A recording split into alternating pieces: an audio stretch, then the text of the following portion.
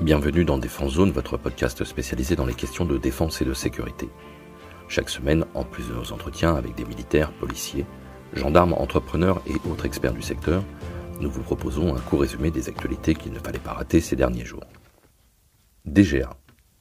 Le lundi 26 juin, le ministère des Armées a annoncé avoir testé un planeur hypersonique expérimental volant à une vitesse supérieure à Mach 5, soit plus de 6000 km/h, tout en effectuant des manœuvres pour échapper aux capacités d'interception ennemies. L'engin a été largué à partir d'une fusée-sonde tirée depuis le centre d'essai de Biscarrosse dans les Landes de la Direction générale de l'armement, la DGA. Dans son communiqué, le ministère a confirmé que ce premier démonstrateur contenait de nombreuses innovations technologiques embarquées. Ce premier essai en vol, sur une trajectoire à longue portée très exigeante, constituait un défi technique inédit qui prépare l'avenir de la feuille de route nationale en matière d'hypervélocité. Les analyses techniques des nombreuses données récupérées pendant toute la durée de l'essai sont en cours pour tirer des enseignements pour les futurs vols expérimentaux. Le projet VMAX pour véhicule manœuvrant expérimental, dirigé par Ariane Group, fabricant des fusées Ariane, vise à propulser la France dans l'ère des armes hypersoniques. Les États-Unis, la Chine et la Russie, 3 des 5 membres permanents du Conseil de sécurité de l'ONU, sont déjà engagés dans cette course aux armements avec leurs propres programmes. L'efficacité croissante des systèmes de défense antimissiles pousse les puissances à développer des armes toujours plus rapides et aux trajectoires imprévisibles pour déjouer les défenses. La France mène déjà des études sur la propulsion hypersonique dans le cadre de la modernisation de son arsenal de dissuasion nucléaire. Dans ce domaine des missiles hypersoniques, la Russie dispose déjà de l'Avangard et du Kinjal, tandis que la Chine a testé à plusieurs reprises son planeur DFZF monté sur le missile balistique DF-17. Les États-Unis, de leur côté, reconnaissent être en retard par rapport aux Chinois et aux Russes, mais ont consacré 2,2 milliards de dollars en 2022 au programme d'armes hypersoniques. Industrie. En mars 2022, Airbus Hélicoptère a reçu le contrat de développement du standard 3 de l'hélicoptère d'attaque Tigre, mandaté par la France et l'Espagne via l'Organisation conjointe de coopération en matière d'armement, l'OCAR. L'objectif était de rénover cet appareil à mi-vie pour le maintenir opérationnel au-delà de 2050 en l'adaptant au combat collaboratif. Cependant, comme nous en parlions récemment et à plusieurs reprises, le projet de loi de programmation militaire, la LPM 2024-2030, a omis la mise en œuvre de ce nouveau standard MK3. Le général Pierre Schill, chef d'état-major de l'armée de terre, a expliqué que cette décision avait été reportée à une date ultérieure. Ainsi, pour le moment, il est prévu de porter les 67 hélicoptères en service à un standard 2 amélioré d'ici 2030. Le général Schill a également souligné que l'évolution de la capacité des drones aériens, en fonction notamment du conflit en Ukraine, serait prise en compte pour déterminer les conditions d'utilisation de ces hélicoptères. Les hélicoptères successeurs du Tigre Standard 2 devront avoir en effet la capacité de guider certains drones aériens ou d'opérer en collaboration avec eux.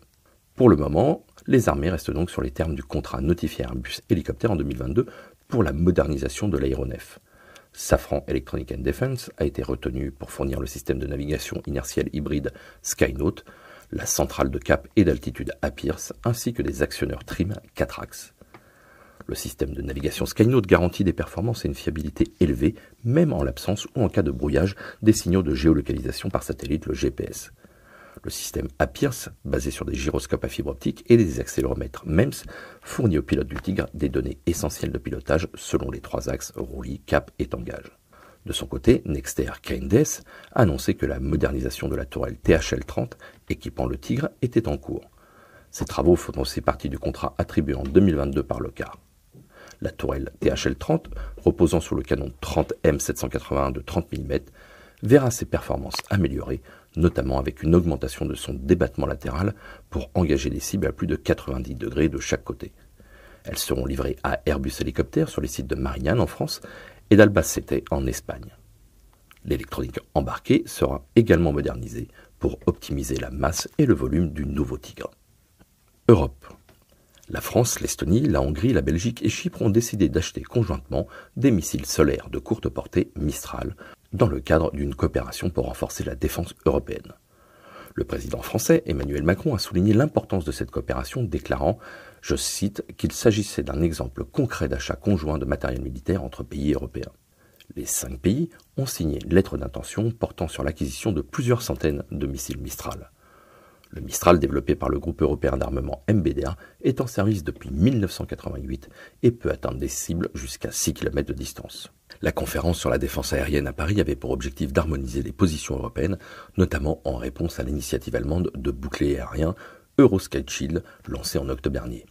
La France préfère continuer à s'appuyer sur le système franco-italien de défense solaire de moyenne portée, SAMPT Mamba, tandis que l'Allemagne propose une approche basée sur les systèmes allemands Iris-T, américains Patriot et américano-israéliens Arrow 3. Le président Macron souligne qu'il existe de nombreuses solutions européennes dans le domaine de la défense antiaérienne et que la dépendance à l'égard de fournisseurs non européens peut poser des problèmes en termes de calendrier, de priorité et de souveraineté. Pour en savoir plus sur la défense antiaérienne, vous pourrez retrouver dès le lundi 3 juillet notre article premium consacré à ce sujet en vous rendant directement sur notre site défense-zone.com. Belgique. La Belgique et les Pays-Bas ont ratifié l'achat en commun de 4 frégates, renforçant ainsi leur coopération en matière de défense. Lors d'une rencontre d'État entre les deux familles souveraines, les ministres de la Défense Ludivine Dedonder et Katja Ollengren ont signé le protocole d'accord final à bord de la frégate néerlandaise de Reuters au port d'Anvers. Les frégates ASWF, spécialisées dans la lutte anti-sous-marine, mesureront 145 mètres de long, plus de 17 mètres de large, pour un déplacement de 6400 tonnes environ. L'équipage, quant à lui, sera réduit à 117 marins contre 150 sur les frégates actuelles, mais elles pourront accueillir 35 militaires supplémentaires pour des missions spécifiques. Les nouvelles frégates offriront une capacité accrue pour la lutte anti-sous-marine et pourront mener des opérations sur un rayon de plus de 800 km. L'accord de coopération comprend également un volet économique important avec des retours industriels d'une valeur de 355 millions d'euros. Ce nouvel accord est un amendement du premier mémorandum d'entente signé en juin 2018 qui inclut désormais un nouveau montant pour l'achat des frégates. La ministre Dedonder a souligné, je cite, « l'importance de ce projet pour la construction de l'Europe de la défense et le renforcement des bases industrielles dans un contexte géopolitique volatile où il est essentiel de renforcer l'autonomie stratégique de l'Europe en matière de défense. » Fin de citation. La construction des nouvelles frégates débutera en 2025, la première sera livrée à la marine néerlandaise en 2028 et mise en service en 2029. Quant à elle, la Belgique devrait recevoir son premier bâtiment au second semestre 2030. Inde. Le Rafale Marine de Dassault Aviation est fortement pressenti pour remporter le contrat en Inde et équiper son porte-avions, l'INS Vikrant.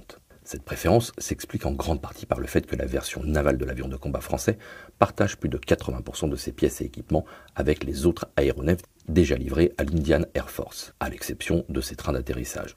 Cette compatibilité entre les différents modèles du Rafale facilite la logistique et la maintenance des appareils, ce qui constitue un avantage économique considérable.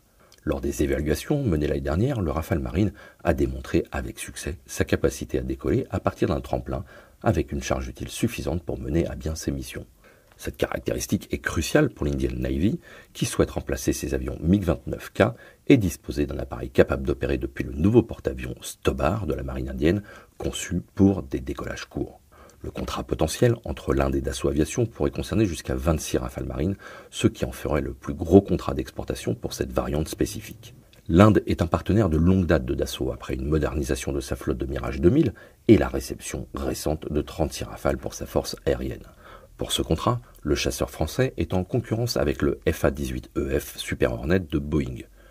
Le constructeur américain a récemment averti que, faute de nouvelles commandes, la production de Super Hornet serait vraisemblablement arrêtée fin 2025. Les sources indiennes ont évoqué quelques détails sur les éléments potentiels du contrat des Rafales Marines, notamment la mise en place d'une logistique basée sur la performance, comprenant la maintenance, les pièces de rechange et la formation du personnel technique de la marine indienne et des pilotes. Le comité de sécurité du cabinet du gouvernement indien aurait déjà donné son aval pour conclure cet accord. En attendant la conclusion de ce contrat, le Premier ministre indien sera présent aux côtés d'Emmanuel Macron lors du défilé militaire du 14 juillet sur la place de la Concorde à Paris. Cette participation met en évidence l'importance des relations bilatérales entre l'Inde et la France dans le domaine de la défense. Voilà pour l'essentiel de l'actualité cette semaine. Pour en savoir davantage sur cet univers et pour découvrir tous nos articles et reportages, rendez-vous sur notre site internet défense-zone.com. Pour plus de brefs, d'articles de fond et de photos, nous éditons également tous les 3 mois un magazine papier que vous pourrez recevoir en étant abonné à notre espace premium. Il vous permettra d'avoir accès à des contenus exclusifs sur nos différents supports. Vous trouverez tous les liens nécessaires dans la description de cet épisode.